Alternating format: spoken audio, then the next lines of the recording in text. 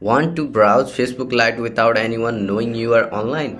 Here is how to turn off your active status and go incognito in Facebook Lite. So hello everyone, welcome back to our new video. Today in this video I am going to guide you on how to turn off the activity status or your online status on Facebook Lite.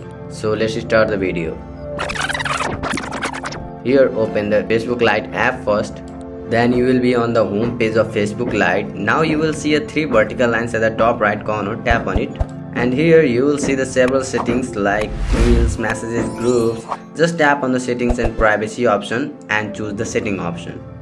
Now again you will see several settings over here like notifications, Facebook Lights. Just scroll down a little and search for the active status option. Once you find, tap on it.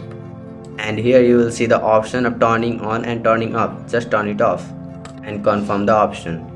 So following this, you can easily browse your Facebook Lite without knowing anyone that you are online. So that's it for this video. If this video helped you, then hit the like button and do subscribe for more videos like this. Bye bye, see you all in the next video.